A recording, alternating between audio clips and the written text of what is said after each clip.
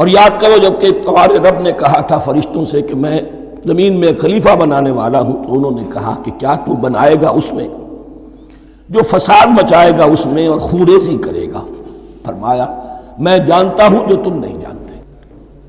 اور اللہ نے سکھا دیے آدم کو تمام کے تمام نام، لہذا فرشتوں کو جو بتایا گیا وہ یہ ہے کہ آدم کو علم بھی دیا جا رہا ہے۔ پھر ان تمام اشیاء کو پیش کیا فرشتوں کے سامنے اور فرمایا کہ مجھے بتاؤ ان چیزوں کے نام۔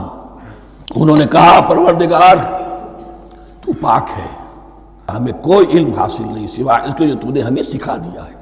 اللہ نے فرمایا کہ آدم ان کو بتاؤ ان کے نام۔ تو جب انہوں نے بتا دیے ان کو فرشتوں کو ان کے نام، تو اللہ نے فرمایا کہ میں نے کہا نہیں تھا کہ میں جانتا ہوں، اور میں جانتا ہوں جو کچھ تم ظاہر کر رہے تھے اور جو کچھ تم چھپا رہے تھے۔ چھپانے میں محسوس ہوتا ہے کہ ان کی خواہش یہ تھی کہ خلافت ہمیں ملے،